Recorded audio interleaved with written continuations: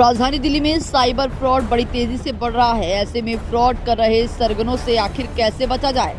Cyber fraud का मामला देश ही नहीं बल्कि देश में बैठे ऐसे फ्रॉडी गिरोह जो विदेशी नागरिकों को अपने शिकार में फंसा रहे हैं। ऐसा ही मामला सामने आया है जहां इंडिया में बैठे साइबर फ्रॉडी गिरोह अमेरिकी नागरिकों को अपने शिकंजे में फंसा लेते हैं और करोड़ों की रकम चंद मिनटों में अपने खाते में डलवाने के बाद सोशल मीडिया से गायब हो जाते हैं। इसी पूरे मामले पर ज्यादा बातचीत करने के लिए आज दिल्ली के एडवोकेट दिनेश जोटवानी ने एक प्रेस वार्ता रखी। सुनिए इस प्रेस वार्ता में एडवोकेट ने क्या कुछ कहा। मैं ये देख रहा हूँ कि आजकल 20 से 25% केसेस में there is some digital footprint, और जब डिजिटल फुटप्रिंट होता है तो देयर आर चांसेस कि there are cyber security problems, cyber crime problems, digital forensics problems, चाहे वो बैंकिंग ट्रांजैक्शंस हों, चाहे आपकी वॉलेट पे ट्रांजैक्शंस हों, चाहे आपके साइबर बुलिंग जिसे कहते हैं साइबर बुलिंग हो, हर किस्म में आप देखेंगे कि there is a digital fraud that is taking place.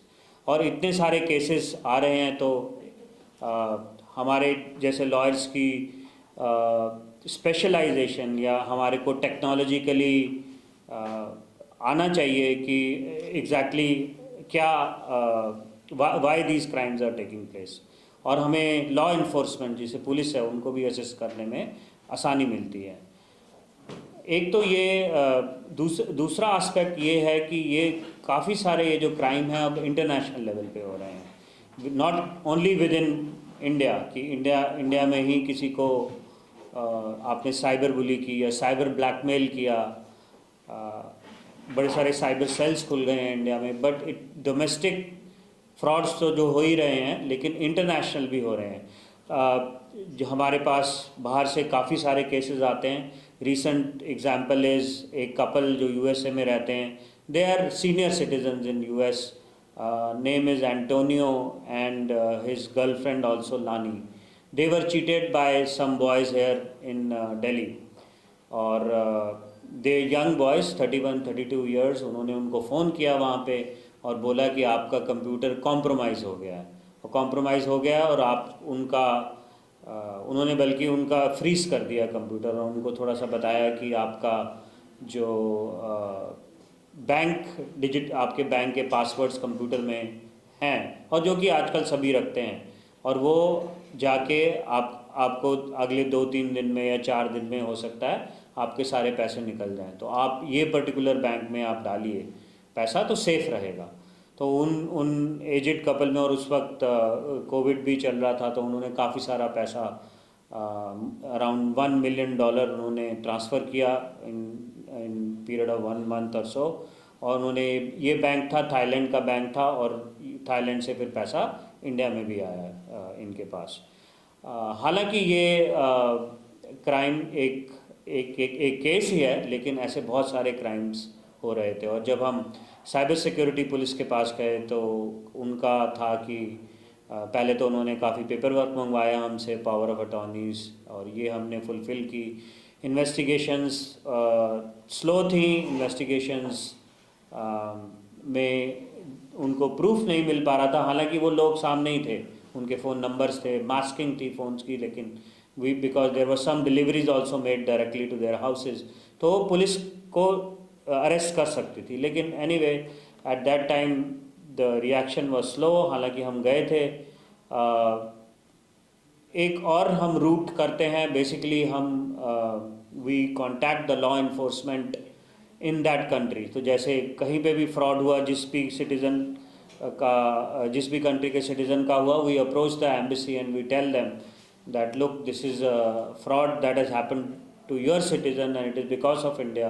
Then those embassies and consulate actually write to the Home Ministry, and they because most of these cyber cells ये Home Ministry के under आते हैं, particular police station state government के भी आती हैं और central government के भी। तो home ministry then gets alerted और वो डायरेक्टली फिर इन्वेस्टिगेशंस के ऑर्डर करती है। तो जब थोड़ा एक डिप्लोमेटिक प्रेशर आता है तो इसमें रिजल्ट्स आने के ज़्यादा चांसेस हैं। इस केस में जो मैंने बताया एंटोनियो लानी के जो फ्रॉड हुआ उस केस में actually it was refer to FBI ने अपनी इन्वेस्टिगेशंस की, उन्होंने देखा फंड्स कहाँ से कहाँ पहुँचा और फाइनली इंडिया में कहाँ पहुँचा। तो finally around 3 to 4 months back they were arrested और fortunately there was lot of evidence against them, digital evidence भी था और काफ़ी सारे गुड्स जो उन्होंने खरीदे थे वो भी थे उनके पास। And they were young boys of 31-32 years old, वो अपना पैसा उड़ा रहे थे सब जगह पे। They were buying cars and they were buying clothes, तो वो पैसा भी वो उड़ा ही रहे थे। तो वो सारा पुलिस किसी तरह से सीज कर पाई। And we are thankful to the cyber security police in India, the government of India, the FBI in USA कि ये केस में कम से कम अरेस्ट हुए हैं। Now to the courts also, in fact आज भी उनका बेल लगा हुआ था जो कोर्ट ने रिजेक्ट कर दिया है, ये कह के कि डिजिटल ट्रांजैक्शंस में फेथ होना बहुत ज़रूरी है और अगर इसी वजह से कोई फ्रॉड हो रहा है डिजिटल ट्रांजैक्शंस की वजह से या फाइनेंशियल ट्रांजैक्शंस की वजह से, तो इस केस में हम बेल नहीं देंगे। तो अभी तक बेल नहीं हुआ है, हालांकि पूरा जो पैसा उन्होंने लिया था वो अभी तक वापस नहीं रिकवर हुआ, but we are on the track. I am hopeful that the investigation agencies ये मैटर को सॉल्व कर देंगी और हमारे जो क्लाइंट्स हैं, जो विक्टिम्स हैं बाहर वाली कंट्रीज़ के, उनको जस्टिस मिलेगा। And it is also image of India, इसमें इंडिया की इमेज भी होगी कि हम we are able to provide justice not only within the country but across the globe.